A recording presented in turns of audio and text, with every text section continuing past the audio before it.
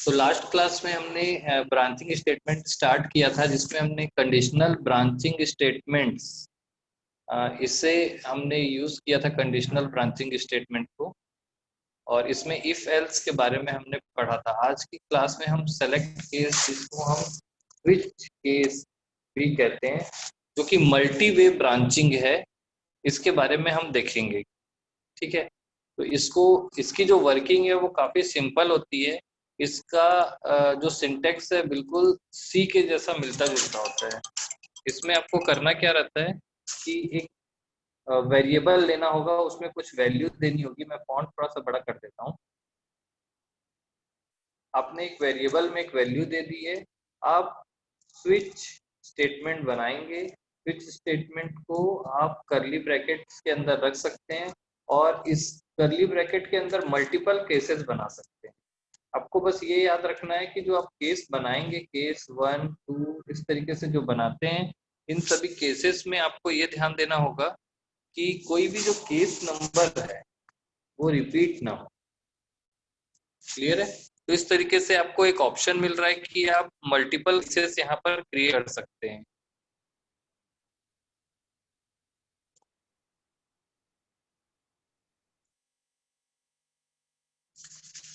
इसमें केस बनाने की कोई ऐसी लिमिट नहीं है। आप चाहें तो 100, 50 किसी रेंज पर भी आप यहाँ पर केस क्रिएट कर सकते हैं।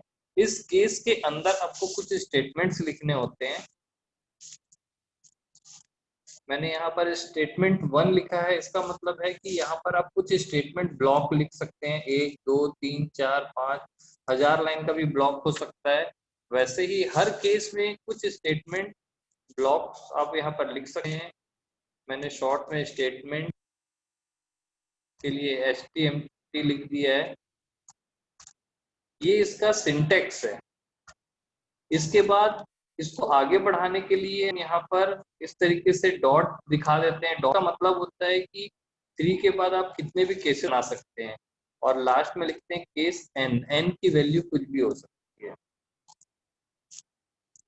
n की वैल्यू 50, 100, 1000 जितना लिखना है लिखिए। लास्ट में हमको एक डिफॉल्ट केस बनाना होता है। इसमें हम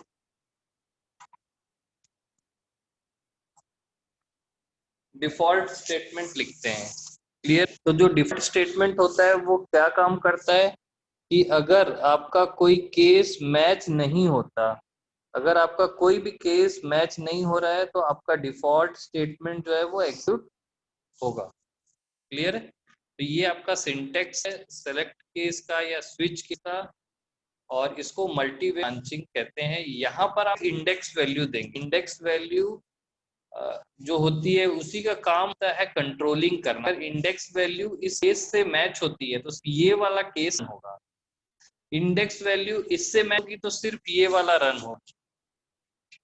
मैडम ये सुजीता सुजीता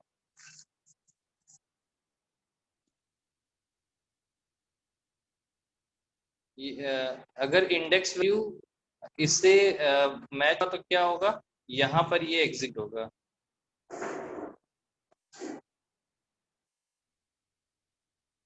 अगर आपका इंडेक्स ये है किसी केस से मैच नहीं होगा तो डिफॉल्ट केस रन होगा। क्लियर है? तो चलिए आगे हम एक प्रोग्राम बना करके लेते हैं। प्रोग्राम वाले पर स्विच करते हैं हम। तो मैं आपको फिर से एक बार बता कि हमने दो विंडो ओपन किया हुआ है। लेफ्ट साइड में जो विंडो ओपन किया हुआ है ये नोटपैड प्लस प्लस का एडिटर है। इसमें test1.html फाइल को हम एडिट कर रहे हैं। ये ई ड्राइव में example.test.html के अंदर स्टोर है। यहाँ पर लास्ट प्रोग्राम हमने जो बताया वो स्टोर है, और यहाँ उसी फाइल को हम यहाँ पर बंद कर रहे हैं। तो फाइल को ओपन करने के बाद ये जब हम यहाँ पर सेव करेंगे और यहाँ पर रीलोड करेंगे तो हमें आउटपुट यहाँ पर दिखाई देगा। क्लियर है? तो इस प्रकार से हम अपना प्रोग्राम यहाँ पर बनाएंगे और आउटपुट यहाँ पर देखेंगे। चलिए आइए देखते हैं कि मल्टी वे ब्रांचिंग स्टेटमेंट का यूज हम कैसे करेंगे। हम चाहते हैं कि मैं यहाँ पर एक प्रोग्राम बनाऊं। यहाँ पर आप एक नंबर देंगे। मान लीजिए आप यहाँ पर 1 देते हैं तो यहाँ पर आना चाहिए संडे डे नेम। आप एक नंबर देंगे उस अकॉर्डिंग यहाँ पर डे नेम प्रिंट होगा। 2 देने पर मंडे प्रिंट होगा, 3 देने पर ट्यूसडे प्रिंट होगा। इस तरीके से आप डे का नेम जो है अकॉर्डिंग टू नंबर आप प्रिंट करा सकते हैं। इस प्रोग्राम को आप कैसे बनाएंगे, यहाँ पर एंटर एज के लिए आपको लिखना होगा, ये लास्ट क्लास प्रोग्राम है, उसको आप एंटर एज के लिए लिखना होगा एंटर ए नंबर, और रिजल्ट के बदले आपको लिखना होगा डे नेम। यहाँ पर आप इस तरीके से सकते हैं कि सामने वाले को समझ में आए कि आप क्या लिखते हैं। क्लियर है? अब ये जो आईडी है हम इसको सेम रहने देते हैं, इसकी आईडी जो थी वो न थी और इसकी जो आईडी थी वो रिजल्ट, ये कल वाला ही प्रोग्राम सेम। बस अब यहाँ पर जो फंक्शन था, यहाँ पर इस फंक्शन एन में जो वैल्यू आ रही थी, यहाँ पर जो इफ एल्स स्टेटमेंट लिखा है इस जगह हम लिखेंगे स्विच स्टेटमेंट। तो आप निश्चित से इफ मिटा के आपको लिखना पड़ा स्विच, और स्विच में एक इंडेक्स वैल्यू जो वो एन होगी, क्योंकि आप जो वैल्यू दे रहे हैं पहले वाले टेक्स्ट बॉक्स में वो कहाँ पर आ एन। अब इसके बीच में आप बना लीजिए, मैं यहाँ पर सर बनाता हूँ आपकी वॉइस कट रही है सर। वन, मैंने केस 1 बनाया और ये सारी चीजों को मैं मिटा। केस 1 अगर आपके पास है तो उसकी वैल्यू क्या होगी, संडे। अब आपको एक चीज यहाँ पढ़ने के लिए मिलेगा कि अगर केस के बीच में केस 1 और केस 2 जो है, इन दोनों को डिफरेंशिएट करने के लिए क्या करेंगे, यहाँ पर ब्रेक स्टेटमेंट लगाएंगे।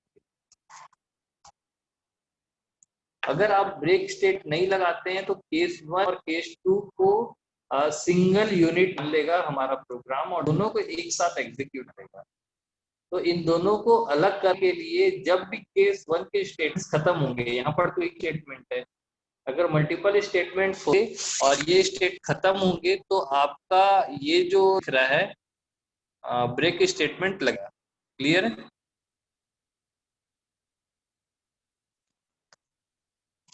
सेम इसी तरह से मैं यहाँ पर बता सकता हूँ कि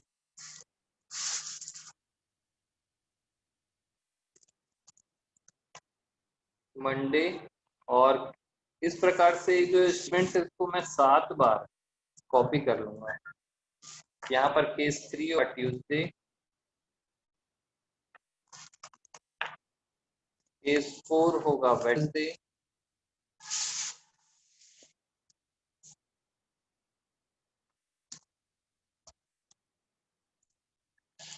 केस 5 होगा थर्सडे, केस 6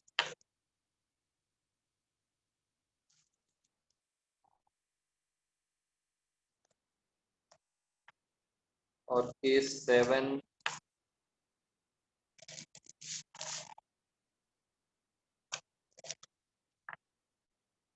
इसके बाद मैं एक डिफॉल्ट केस बनाता हूँ। डिफॉल्ट केस वो होगा जब अगर आपका कोई भी इंडेक्स मैच नहीं खाता तो डिफॉल्ट केस रन होगा। क्लियर है? तो ये आपका सेलेक्ट केस स्टेटमेंट यहाँ पर लिख दिया है, जिसको स्विच स्टेटमेंट भी बोलते हैं। ये जो ब्लॉक है, ये रेड की जो दिख रही है ब्लॉक,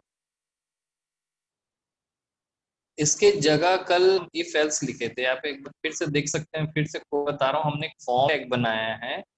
फॉर्म टैग में हमने 2 टेक्स्ट बॉक्स बनाए हैं। पहले टेक्स्ट बॉक्स की आईडी नम, दूसरे टेक्स्ट बॉक्स की आईडी है रिजल्ट। आप देख रहे हैं कि आईडी की जो पोजीशन होती है, की पोजीशन होती है, वो आगे पीछे आप कर सकते हैं। और इस तरीके से आप बटन बनाया है। इस ऑन क्लिक इवेंट पर चेक नाम के फंक्शन कॉल किया है। फंक्शन हमारा अगला टॉपिक होगा, इसलिए मैं बार बार इसको बताऊं। फंक्शन को कॉल किया है, और जब इस फंक्शन पर आते हैं, ये स्क्रिप्ट में आता है क्योंकि जावा स्क्रिप्ट का कोड है, इसलिए स्क्रिप्ट टैग के अंदर हम इसको लिख रहे हैं। और फंक्शन में एक वेरिएबल ऐड किए, एन की वैल्यू जो पहले टेक्स्ट बॉक्स से आएगी, और एन की वैल्यू को इंडेक्स मान करके इन केस को मैच कराया जाएगा। केस 1 2 3 4, ऐसे मैंने 7 केसेस बनाए और एक डिफॉल्ट केस है। अगर एन की वैल्यू 1 हुई तो ये आउटपुट आएगा संडे। इस तरीके से मैंने 7 केस बना दिए। आप ऐसे ही 12 केसेस बना के जनवरी फरवरी ये भी प्रिंट करा सकते हैं। क्लियर? तो जब मैं इसको सेव करूंगा और इसको हम यहाँ पर लोड करेंगे, यहाँ पर हमने लोड किया तो हमारा इनपुट आ गया। यहाँ पर अगर मैं 1 देता तो मेरा इनवैलिड आया क्यों?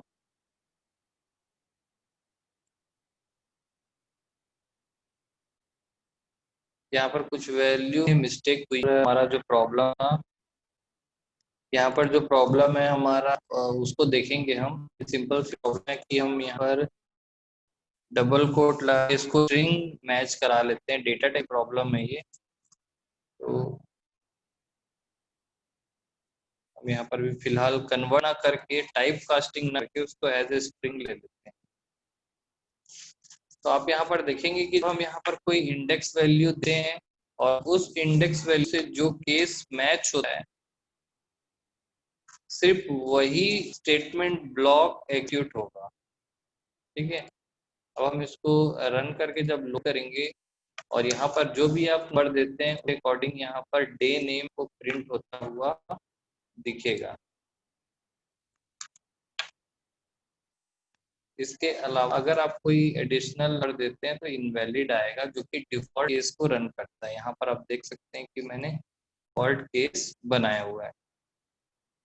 तो इस प्रकार से ये जो दिखा आपको स्टेटमेंट ब्लॉक स्विच वाला, ये जो स्टेटमेंट ब्लॉक है, इसको मल्टी ब्रांचिंग भी कहते हैं। और स्विच स्टेटमेंट की जो वर्किंग है वो सेम लेटर इफ की जैसे होती है। स्विच की जगह आप एल्स इफ लेटर भी यूज कर सकते हैं। एल्स इफ लेटर का भी कॉम्बिनेशन बना करके सेम यही पैटर्न आप प्रिंट करा सकते हैं। और एल्स इफ लेटर का मतलब है कि पहला स्टेटमेंट जब फेल होता है तो सेकंड स्टेटमेंट एग्जिट होगा, सेकंड फेल होगा तो थर्ड होगा, थर्ड अगर फेल नहीं होता तो फोर्थ में नहीं जाता है।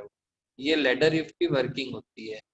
तो स्विच का जो डिजाइन है वो भी ऐसा बनाया गया है कि ये इंडेक्स पहले इससे मैच होता है। अगर ये मैच किया तो ये एग्जीक्यूट होके सीधा ब्रेक होके बाहर हो जाएगा। अगर ये मैच नहीं हुआ तो अगले केस पर जाएगा, ये मैच हुआ नहीं हुआ तो अगले पे जाएगा, ये मैच नहीं हुआ तो अगले पर जाएगा। और जैसे ही ये मैच हो जाए तो ये एग्जीक्यूशन होती है ये वाली लाइन की, और उसके बाद ब्रेक होके सीधा 5 में नहीं आता है, ब्रेक होकर के सीधा यहाँ क्या हो जाता है, बाहर चला जाता है। अगर आप यहाँ पर ब्रेक स्टेटमेंट हटा देंगे सभी में, तो हर केस में केस 1 एग्जीक्यूट का 2 होगा, पूरा का पूरा केस एग्जीक्यूट होने लगेगा। जैसे सभी में ब्रेक हटा दें और आपने इनपुट में 3 दिया तो 1 तो एग्जीक्यूट नहीं होगा, 2 एग्जीक्यूट नहीं होगा, 3 के बाद के सारे केसेस एग्जीक्यूट होंगे और लास्ट में फिर वही आउटपुट आएगा इनवैलिड। इसलिए सारे केसेस को करने के लिए हमको बीच में क्या लिखना होता है, ब्रेक स्टेटमेंट। और ये एक अनकंडीशनल ब्रांचिंग स्टेटमेंट है। ब्रेक को जरूरी नहीं कि आप स्विच के बीच में ही लिखिए, ऐसे हवा में भी सकते हैं। यहाँ पर भी आप ब्रेक स्टेटमेंट लिख सकते हैं।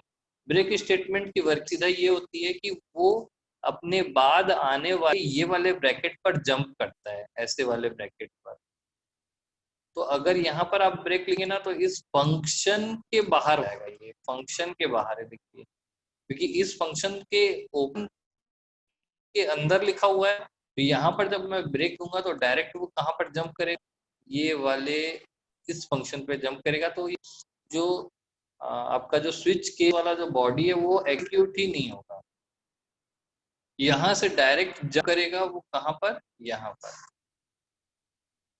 तो ब्रेक स्टेटमेंट आप कहीं भी लिख सकते हैं। हमने ब्रेक यूज किया है स्विच के अंदर ताकि वो यहाँ के बाद डायरेक्ट बाहर निकल जाए।